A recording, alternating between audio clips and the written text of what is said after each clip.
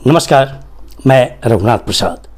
आज चर्चा कर रहा हूँ कि श्री राम ने नेता प्रतिपक्ष का पद ग्रहण करने के बाद जिस तरह की स्थिति उन्होंने पैदा की है, उसके कारण एनडीए सरकार बहुत ही पेशोपेश में है, दहशत में।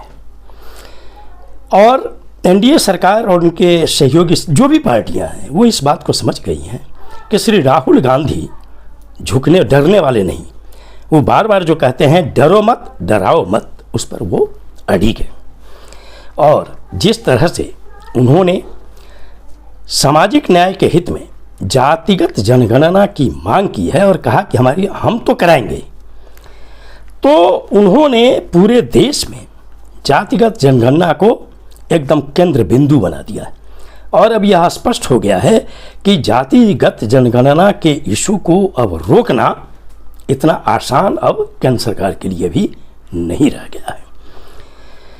अब मैं आता हूं कि जब श्री राहुल गांधी बोल रहे थे जातिगत जनगणना पर, तो उसके बाद जब बीजेपी की ओर से श्री अनुराग ठाकुर जी, जो अब केंद्र में मंत्री हैं नहीं, हो सकता है कि उनके मन में खींच हो, उन्होंने अपने भाषण में कह दिया कि जिनकी जाति का पता नहीं वो जातिगत जनगणना की बात करता है।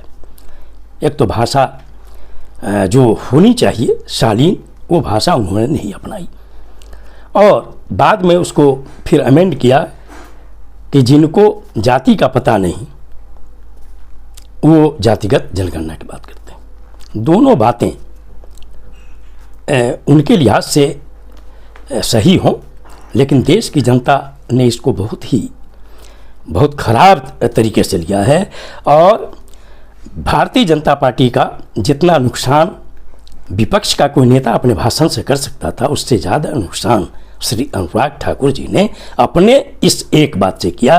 पूरे देश के SC ST OBC में यह संदेश गया कि यह आदमी सामंतवादी है, यह आदमी मनुस्मृति का पोषक है और यह आदमी जातिवाद का पोषक है।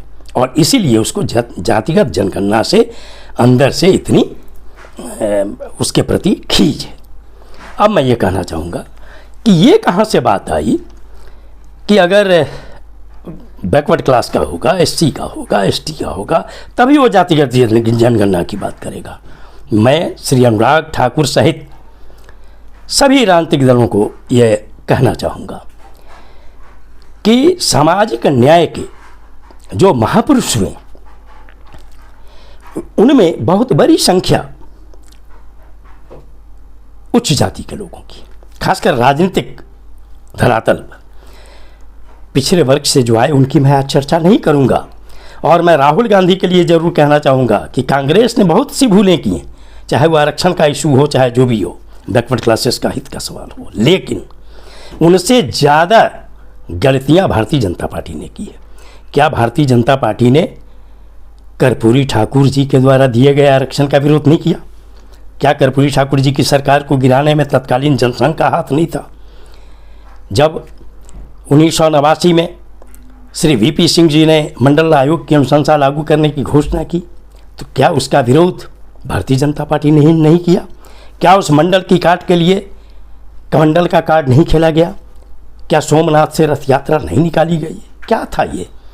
इसीलिए भारतीय जनता पार्टी के नेता के मुंह से ये शोभा नहीं देती है।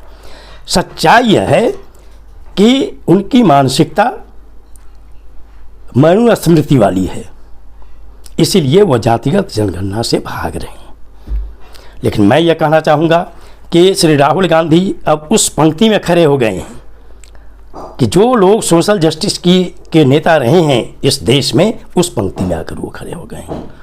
जैसे श्री VP सिंह ने मंडल आयोग की अनुशंसा लागू करके अपनी जगह बना ली सामाजिक न्याय के लिए, वही काम श्री राहुल गांधी ने भी किया है।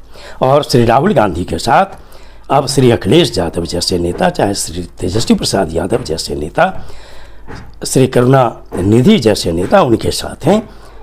अब तो उद्धव ठाकरे जी साथ हैं, शरद पवार साहब साथ हैं, इसलिए ये लड़ाई अब रुकेगी नहीं और श्री राहुल गांधी नेता प्रतिपक्ष के रूप में इस लड़ाई को अंजाम तक पहुंचाएंगे।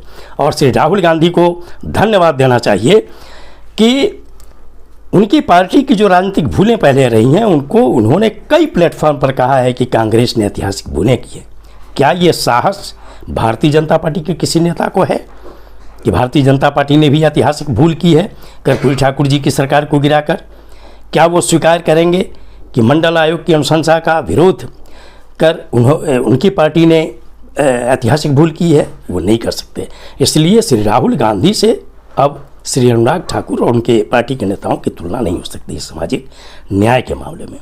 अब मैं ये कहना चाहूँगा कि अपने देश में सामाजिक न्याय की लड़ाई में संयुक्त सोशलिस्ट पार्टी, प्रजा सोशलिस्ट पार्टी या सोशलिस्ट पार्टी, जो भी नाम से रही हो, उनके बड़े बड़े नेता उच्च जाति से संबंध रखते हैं, लेकिन उन्होंने आजीवन दलितों, आदिवासियों, पिछड़ों और अल्पसंख्यकों की लड़ाई लड़ी है और उच्च जाति के गरीब लोगों की लड़ाई लड़ी है।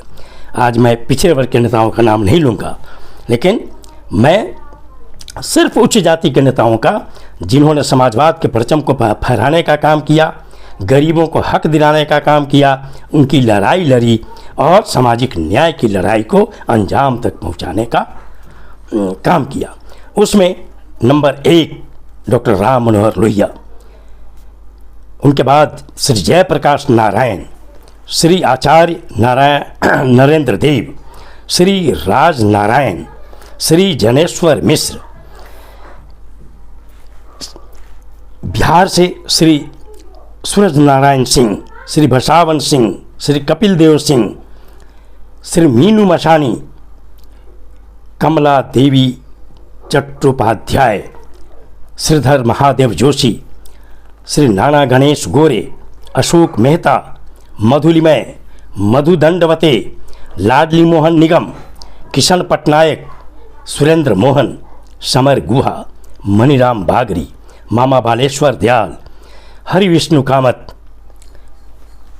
श्री चंद्रशेखर जैसे नेताओं ने जन्म तो भले लिया सामान्य जाति में, लेकिन उन लोगों ने आजीवन सामाजिक न्याय के लिए काम किया, देश में समाजवाद के लिए काम किया, जो काम कांग्रेस पार्टी के नेता आज राहुल गांधी उठा रहे हैं। और उनके लिए मुख्य मुद्दा हो गया है संविधान की रक्षा और समाजवादी कार्यों को आगे बढ़ाना, और जो गरीब हैं, मजलूम हैं, मजदूर हैं, किसान हैं, युवा हैं, सभी के इशूज़ को आगे करना और जातिगत जनगणना को आगे करना, ताकि उनकी गणना के बाद आरक्षण की सीमा जो 50% कैप का लगा हुआ है, इसको कानून बनाकर ख़त्म किया जा सके। ये लड़ाई श्री राहुल गांधी लड़ रहे हैं।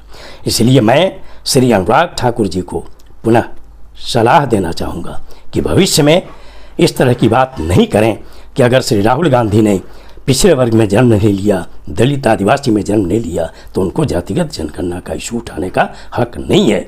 उनको देश के सभी महान समाजवादी नेताओं और सामाजिक न्याय के नेताओं की तरह उनको भी दलितों, आदिवासियों, अत्यंत पिछड़ों, अल्पसंख्यकों और सभी उच्च जाति के गरीबों के लिए आवाज़ उठाने का उतना ही हक है जितना सभी को हक है। ये वीडियो आपको अच्छा लगा हो तो निश्चित तौर पर लाइक करें, शेयर करें।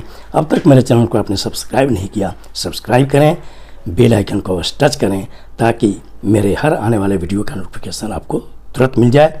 साथ ही वीडियो आपको अच्छा लगे तो इसे लाइक भी करेंगे। आप सभी लोगों के लिए शुभकामनाएं। धन्यवाद। जय